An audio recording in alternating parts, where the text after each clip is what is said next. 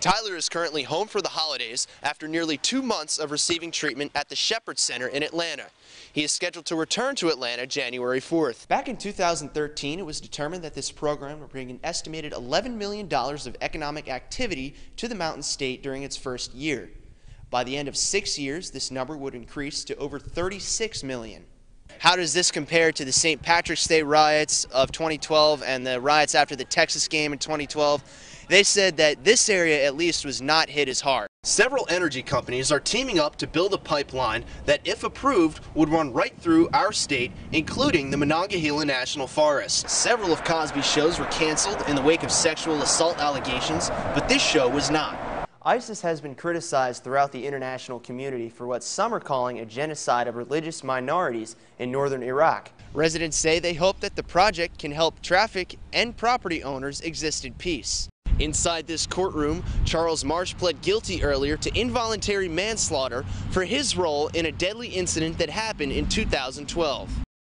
Back in October, 17-year-old North Marion High School student Tyler Silman was badly injured in an ATV accident on Mods Run Road in Marion County. He sustained 2 collapsed lungs, a broken back, and other injuries that required an 8-hour surgery. Since the accident, Tyler's days have consisted of a lot of rehab. He says it's been tough, but he's been progressing well. I've gotten a lot back. Like right after the accident, I couldn't feel my legs, and now I can feel them and move them pretty well. Tyler is currently home for the holidays after nearly 2 months of receiving treatment at the Shepherd Center in Atlanta. He is scheduled to return to Atlanta January 4th. The Shepherd Center is considered the top location on the East Coast for brain and spinal cord injuries.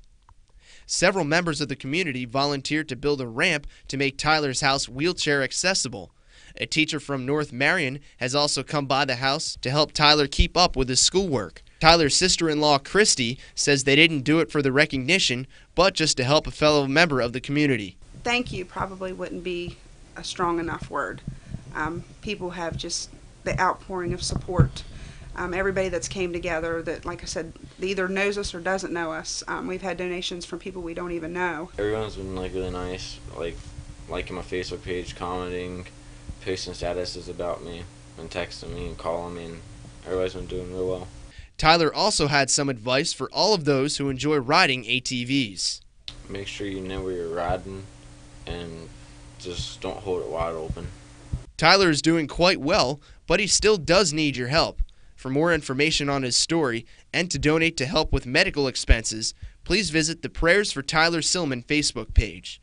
In Fairview for 5 News, I'm Ian Grimley. Several energy companies are teaming up to build a pipeline that, if approved, would run right through our state, including the Monongahela National Forest. The Atlantic Coast Pipeline would take natural gas through Pocahontas and Randolph counties. It's a joint venture between Dominion Resources, Duke Energy, Piedmont Natural Gas, and AGL Resources. The Forest Service says that the project is currently in the planning stages. At the moment, the company has applied for a temporary special use permit, temporary meaning a year, in which to do survey work on a line about 300 feet wide within a 2,000-foot corridor. One person in charge of the project told us why he feels it'll benefit our area. The project itself will generate tens of thousands, hundreds of thousands of dollars of personal property taxes that the county will receive as a result of that.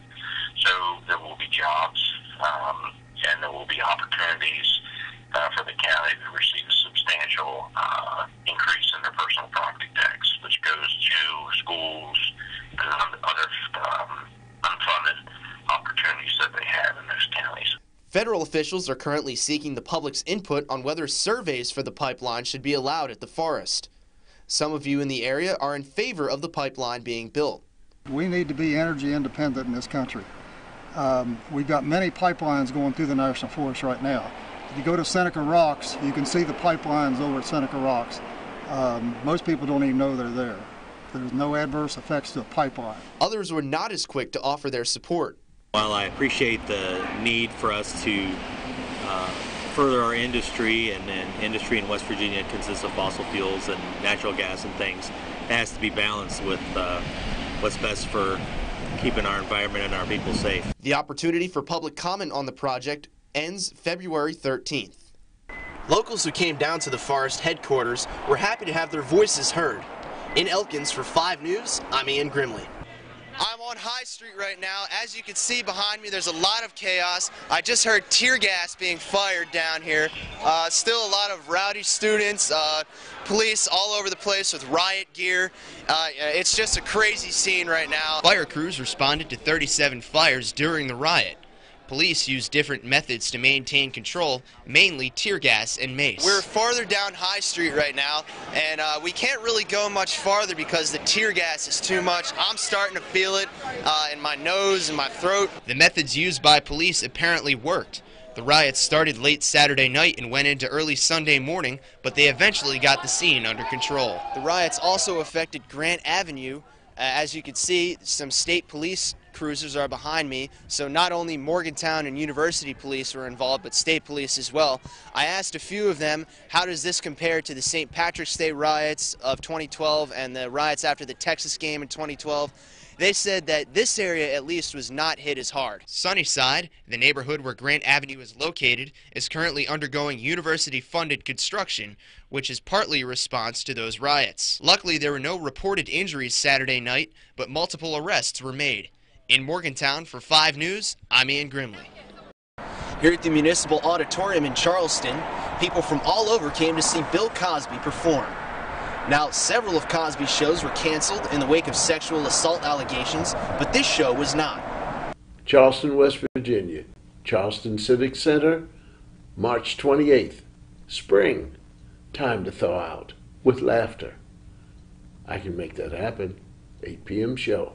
He came on stage wearing a gray sweatshirt that said, "Hello, friend." And aside from some playful banter, the audience was very friendly towards Cosby. According to officials, 1,200 out of a possible 1,300 tickets were sold.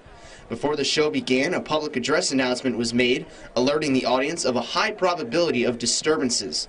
But a larger than usual number of security guards was on hand. Cosby has been accused of approximately 30 sexual assaults in the last year by various women. One of these alleged assaults is said to have happened as early as 50 years ago. This has led several theaters and arenas in North America to cancel their nights with Cosby. But the Municipal Auditorium wasn't one of them. Here in our area, some of you talked about Cosby coming to the Mountain State and were okay with it. Nothing's been proven that he had any wrongdoing since women are coming out so many years later. It's just that I believe that give him a chance in court.